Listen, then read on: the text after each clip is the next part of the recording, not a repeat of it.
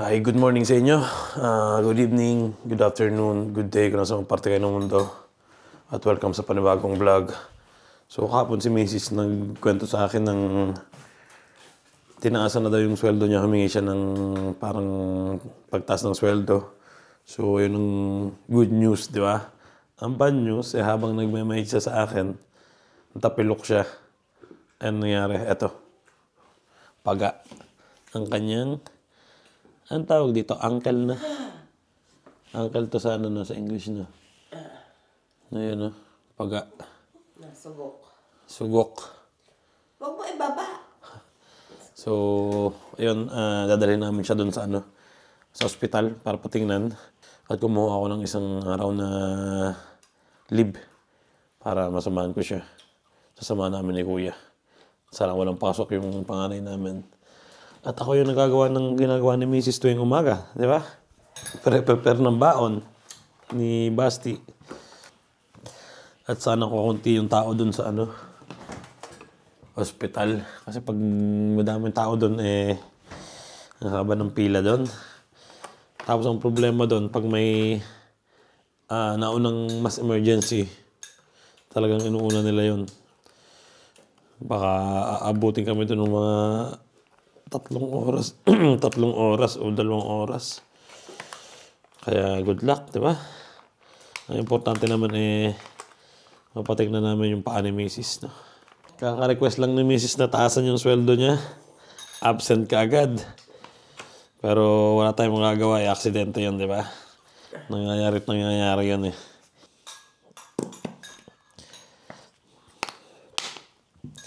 Ito yung gustong baon ng anak naming bunso. Tinapay, mortadela, mayonnaise, tapos isa pang mortadela, tapos tinapay. Ayan. Basti. Ayan. So, ready na yan. Nasaan lalagyan na niya? Ay, yung plastic lang. Ito yung umagahan ko, banana. Ay. At siyempre, lalagyan ko rin ng umagahan si Posti. Yung pala ang ginagawa ni Mrs. pag umaga. Okay na ta?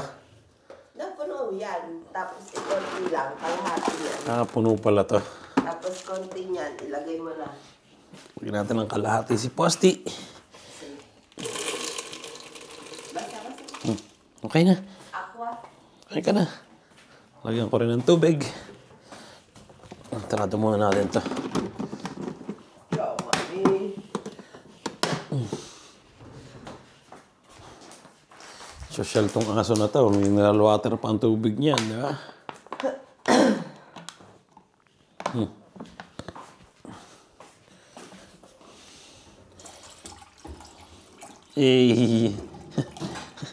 Happy siya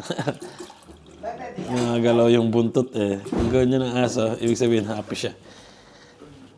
Gising na yung bunso namin, nag-ano na siya. Hihilamos. Gawa ko naman si Miss ng kape. Hindi ako marunong ng ganito Hindi kasi ako nagkakape. May tubig ba ta? Hindi yan. Doon sa makaneta. Hindi yan. Anong makineta?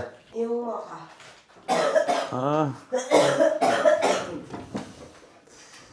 Eta? Si, ang dami loob.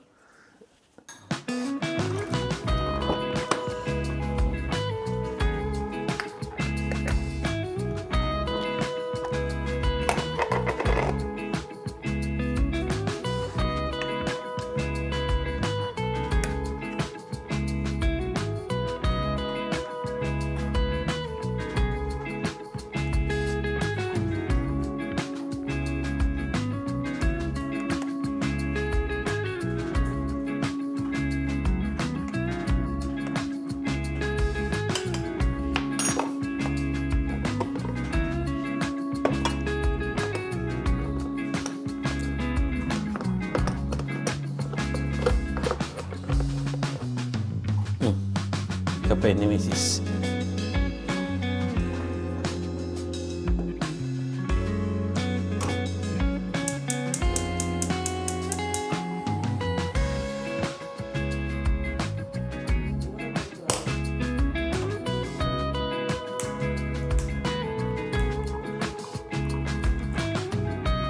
Nag-alarm na yung cellphone ko, ibig sabihin, papasok na sa trabaho. So ayan, magbibihis na ako at dadalhin ko na yung aso namin sa labas para, as usual, magpupo. Ikaw, dadalhin ka na doon? Ako na. Ginamit namin yung ano ko, yung upuan ko sa computer para wheelchair niya. Ayan. Kaya mo? Tutulak kita. Si Basti. Ayan ang susot mo.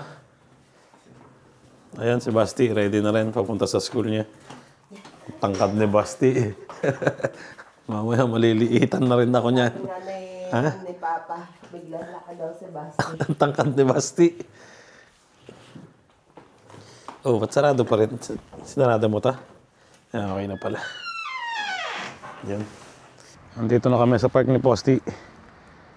Ito yung palaging ginagawa ni Mrs. araw-araw, no? Tuwing umaga. Tapos ganitong oras pumapasok na ako sa trabaho. At ayun, gising na siguro si Kuya. Hinihintay lang namin si Kuya. Nag-uumagahan lang. Kaya nilabas ko muna to. Para makapunta kami ng ospital. At sigurado, daming pila doon. Lipat kami ng pwesto. Ang tagal niya magpupo. Medyo malamig na sa umaga. Yan, naghahamog-hamog na yung mga ano. Tingnan niyo, yung mga dahon. Mga damo. Yung mga tubig-tubig na. Ibig sabihin, malamig na. Tagal nitong magpupo. Posti! Ganito to minsan pag nalalaman niyang iiwan siya eh. Ang tagal eh, parang nasadya. Andito na kami sa bahay. Buti na lang may elevator. Grabe, ngayon yung pako eh. Medyo malamig. Sana ready na itong mga to. Ang gising na si Kuya. Ano ba dapat? Ang paa nasa ito. Ilak niya ang pinto.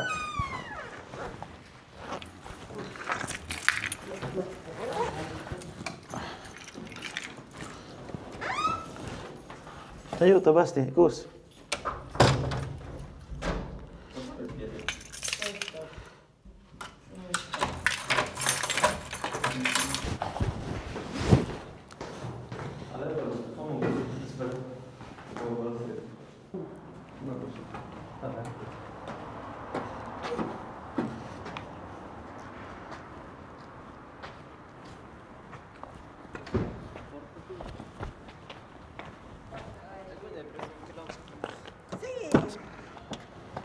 Perché a forza perché sta per perdere il pallone.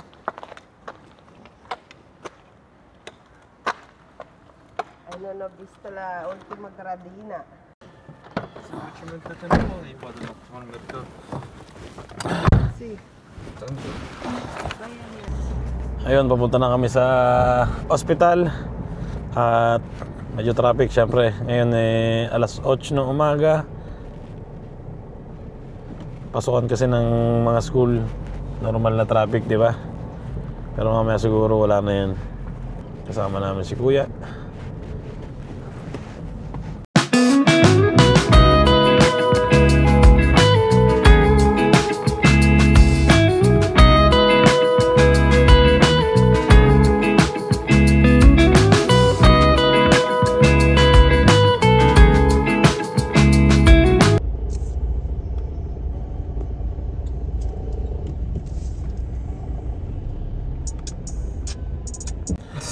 Grabe ang traffic. Non c'è più Move It? Sì, c'è scritto 2 minuti. No, no, c'è la posizione. Pero importante naman doon, malapit na kami sa ospital ni Mrs. La posizione deve pagare. Tsaka konti yung tao, di ba? Ma lo sapevo adesso. Di là e poi ikot kasi. Dito na kami sa ospital. Ayun na. Hindi ba yan? Uscita yan. Yun ang entrata. Ayun. Lo metti dentro. Dito na kami sa ospital. Posso entrare qua? Il papà prende nella sedia. Dewel sedya. La sedia. Ayun, nakalabas na kami. Ito yung binigay kay Mrs. na ano, parang sprain lang, pero amo na yung buto na nag-ano ng konti yung buto. Pero hindi naman bali. So, ayun, nilagyan siya ng ganito, bandage na mga kapal. Sakit pa? Ha? Importante naman, hindi bali na. Tsaka mabilis. Dati pag nandito kami, nagtatagal kami dito ng mga 4 na oras na. Ngayon, mga 2 oras lang na.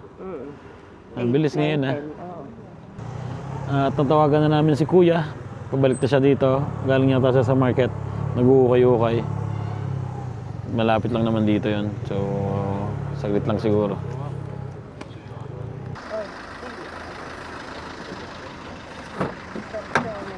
Ay! Nandito na kami. Sa kotse.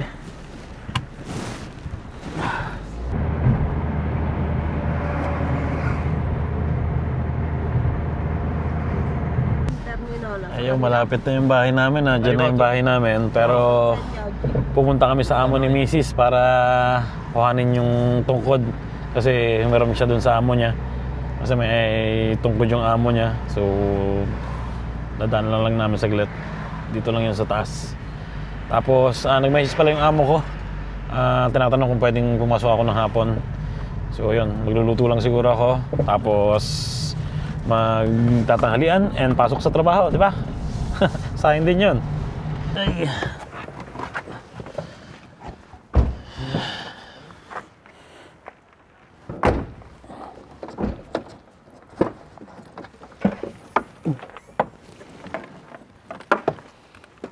Bigyan mo kami si Usas Taroba.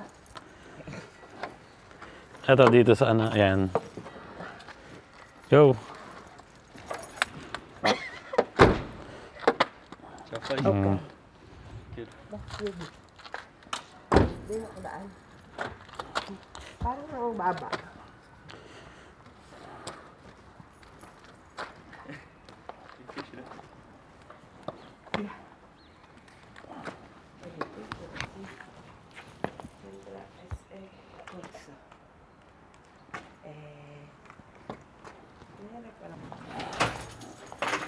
Dito na kami sa bahay. Buongiorno. Ciao. At andito na kami sa bahay. Luto naman.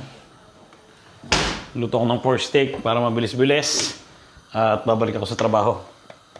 Tinanong kasi ng amo kung makakabalik ako ng hapon. Kasi nga maraming gagawin.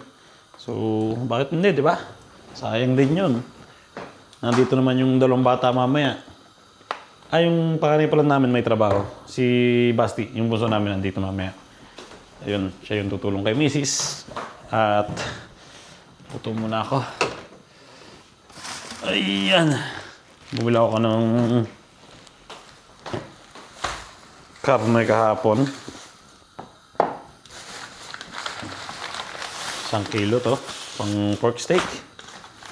Oh, ganda oh. Diba? Yan. Ayos na ayos yan, di ba? Buksan natin to. Para pag mausok, buksan natin ang exhaust fan. Para yung usok hindi matitira dito sa loob ng bahay.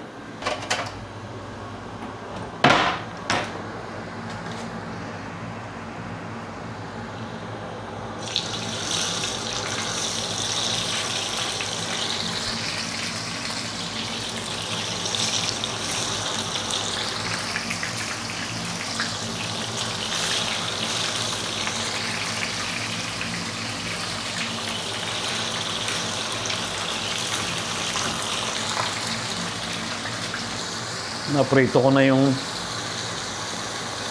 karne. Yan. Lemon juice, toyo, siyempre paminta. At mamaya ko lalagay yung sibuyas sa huli para masarap-sarap.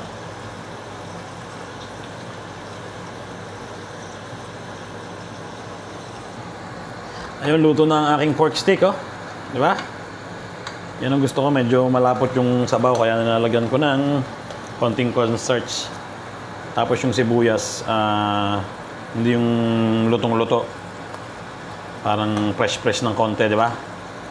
Para malinamnam ang lasa. Siguro okay na to. Ayun, oh. Manatin. Wow.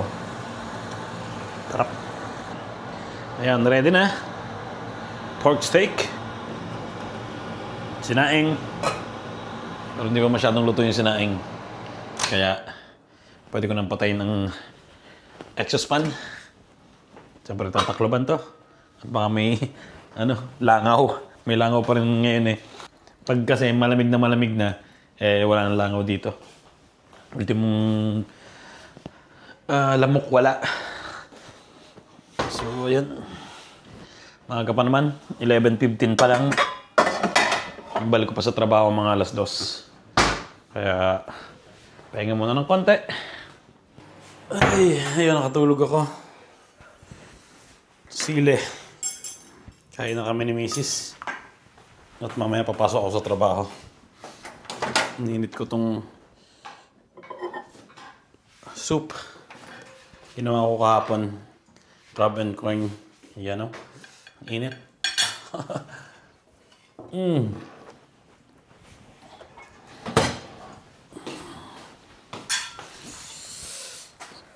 Parang ang lamig na.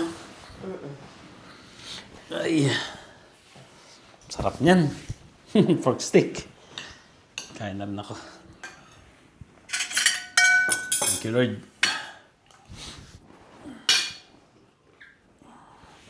Ayan, tapos na akong kumain. Lalabas muna ng sinampay. Maganda yung araw ngayon.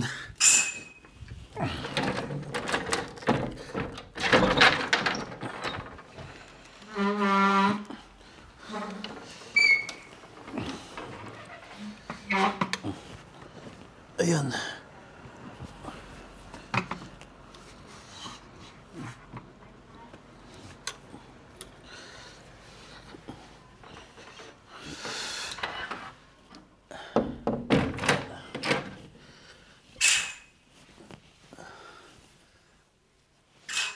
Uy. At ayun. Tapos na akong kumain, tapos na akong magsampay at magbibihis na ako para pumunta sa trabaho, di ba? At mamaya na lang ulit. Total lang dito naman yung mga bata. Kasama si Miss mamaya. So, yan. Trabaho muna. Ayun, papahinga na si Mrs. At nakahiram na rin kami ng sa amo ni Mrs. Itong tungkod, 2 tungkod. Samahan mo muna si Mama, okay? Ha? Tutulog ka lang lagi eh. Ayun, peace na ako. Trabaho muna. Ciao.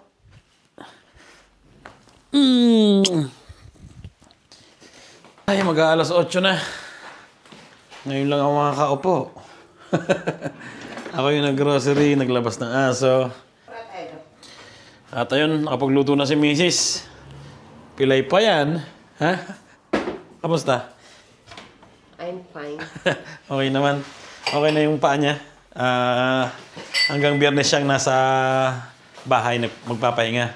Kasi yun ang binigay sa kanya ng doktor, yung doktor namin. So hanggang daw siya, hanggang Biyernes na naka-sick leave.